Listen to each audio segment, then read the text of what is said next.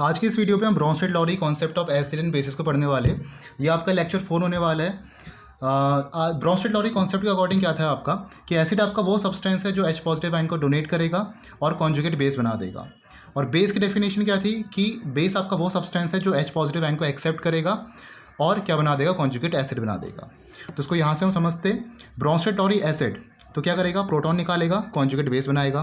Brønsted-lorry base क्या करेगा, proton जो यहाँ से निकला है उसको एक्सेप्ट करेगा और कॉन्जुगेट एसिड बना देगा। ब्रॉन्स्टेड-लॉरी एसिड के हम कुछ एग्जांपल देखते हैं यहाँ पर। देखो एसिड का काम क्या है, प्रोटॉन निकालेगा, कॉन्जुगेट बेस बनाएगा। तो HF आपके पास एसिड है, प्रोटॉन निकाला, कॉन्जुगेट बेस बनाया। सल्फ्यूरिक एसिड बहुत स्ट्रॉन्ग एसिड है, प्रोटॉन निकालेगा, बाइसल्फेट आयन बनाएगा। अमोनियम आयन प्रोटॉन निकालेगा, अमोनिया बनाएगा और न्यूट्रलाइज हो जाएगा। वाटर क्या है आपका, H पॉजिटिव OH नेगेटिव निकालेगा। और यहाँ भी आपका सेम एग्जांपल है, F नेगेटिव बेस की तरह काम करेगा, प्रोटॉन से अटैक कराएगा और HF बना देगा। नेक्स्ट है ब्रॉन्स्टेड-लॉरी बेस। इसका काम क्या है, प्रोटॉन को एक्सेप्ट करना। देखो सिंपल डेफिनेशन क्या है, ब्रॉन्स्टेड-लॉरी एसिड प्रोटॉन को निकालेगा और कॉन्जुगेट बेस बनाएगा। ब्रॉन्स्टेड-लॉरी बेस जो प्रोटॉन निकला है उसको एक्सेप्ट करेगा और कॉन्जुगेट एसिड बनाएगा। ठीक है, तो इसमें आप देखो OH नेगेटिव, सल्फाइड आयन और कार्बोनेट आयन सबके आपके पास बेस है, प्रोटॉन में आपके अटैक कराएंगे। यहाँ पर वाटर बनेगा, यहाँ पर HS नेगेटिव बनेगा और यहाँ पर कार्बोनेट आयन बनेगा। ठीक है, ये आपके सब क्या है, कॉन्जुगेट एसिड बनेगा। एग्जांपल देखते हैं और इंपॉर्टेंट, जिसमें दोनों आपके एसिड और बेस का रूल आ रहा है। हमने यहाँ पर लिया वाटर और अमोनिया की रिएक्शन। तो वाटर आपके पास क्या एसिड है, अमोनिया क्या है, बेस है, क्योंकि लोन पेयर ऑफ इलेक्ट्रॉन्स यहाँ पर है। ये प्रोटॉन से यहाँ पर प्रोटॉन को एब्सेप्ट कराएंगे वाटर से, क्या बना देंगे, NH4 positive ammonium ion conjugate acid है। और OH नेगेटिव क्या बनेगा आपका, एक कॉन्जुगेट बेस बनेगा। मैकेनिज्म देखो, अमोनिया प्रोटॉन से अटैक कराएगा, यहाँ पर ऑक्सीजन हाइड्रोजन में क्या इलेक्ट्रोनेगेटिव डिफरेंस है, तो यहाँ से क्या बनेगा, OH नेगेटिव बनेगा और अमोनियम आयन अलग हो जाएगा। नेक्स्ट आपका एसिटिक एसिड और वाटर की रिएक्शन। देखो एसिटिक एसिड आपका वीक एसिड है, तो इसका जो कॉन्जुगेट बेस बनेगा ना वो स्ट्रॉन्ग बनता है। तो एसिड यहाँ से जब आपका H पॉजिटिव निकलेगा तो कॉन्जुगेट बेस बनेगा और वाटर आपका क्या करेगा, यहाँ से प्रोटॉन को एब्स्ट्रैक्ट करेगा और कॉन्जुगेट एसिड बनाएगा। अब इंपॉर्टेंट यहाँ पर स्टेटमेंट लिखा है, strong Bronsted Lowry acid are those which have a strong tendency to give a proton and their corresponding conjugate base is weak. मतलब जो स्ट्रॉन्ग ब्रॉन्स्टेड-लॉरी एसिड होगा उसके पास एक स्ट्रॉन्ग टेंडेंसी होगी प्रोटॉन को देने की, वो बहुत स्ट्रॉन्ग एसिड होगा, मतलब अच्छा प्रोटॉन डोनर होगा। ठीक है, और जो उसका कॉरस्पॉन्डिंग वो बनेगा ना, बेस बनेगा, वो कॉन्जुगेट बेस आपका वीक बनेगा। जैसे एसिटिक एसिड है, इसका कॉन्जुगेट बेस क्या होगा, वीक होगा। और ये जो आपका बेस है अगर ये वीक होता तो इसका जो कॉन्जुगेट एसिड बनता वो स्ट्रॉन्ग बनता। ठीक है, और वही चीज़ मैंने यहाँ पर लिखी है, weak Bronsted Lowry acid will have a little tendency to donate a proton and their corresponding base is strong.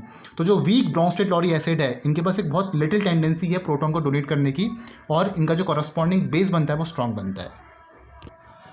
अब यहाँ पर हम कुछ एप्लीकेशंस की बात करते हैं ब्रॉन्स्टेड-लॉरी एसिड एंड बेसिस की। क्या लिखा है, it explain the acid base reaction in water and non aqueous solvent. देखो अरेनियस का काम उसमें क्या था, उसमें बस आपका एक्वस सॉल्यूशन में कंसिडर किया था, लेकिन यहाँ पर हम वाटर और नॉन एक्वस सॉल्वेंट दोनों हम ले सकते हैं, एक्वस नॉन एक्वस दोनों। दूसरा क्या है आपका application, it covers a wider range of reaction in both organic and inorganic reactions including gas phase reaction. तो गैस फेज रिएक्शन में, ऑर्गेनिक रिएक्शन में, इनऑर्गेनिक केमिस्ट्री में, सब जगह आपका इसका एप्लीकेशन देखने को मिलता है, रिएक्शंस आपको देखने को मिलेगी। थर्ड क्या है, it is essentially understanding pH calculations, buffer solution and acid base equilibria. तो pH कैलकुलेशन के काम आता है, बफर सॉल्यूशन के काम आता है, एसिड बेस इक्विलिब्रिया के लिए ये आपका जो ब्रॉन्स्टेड-लॉरी एसिड बेस कॉन्सेप्ट है काम आता है। It is useful in biological systems, ये भी आपका इंपॉर्टेंट रोल है बायोलॉजिकल सिस्टम्स में ब्रॉन्स्टेड-लॉरी कॉन्सेप्ट का। लिमिटेशंस देखो क्या है, it does not explain the acid base reaction without proton transfer. मतलब बिना प्रोटॉन ट्रांसफर के एसिड बेस रिएक्शन को एक्सप्लेन नहीं कर पाएगा, मतलब उसमें प्रोटॉन ट्रांसफर होना ही चाहिए, तभी हम उसका एसिड या बेसिस के अकॉर्डिंग बता सकते हैं। उसके अलावा इनमें और एक्सप्लेनेशन उन्होंने नहीं दिया था।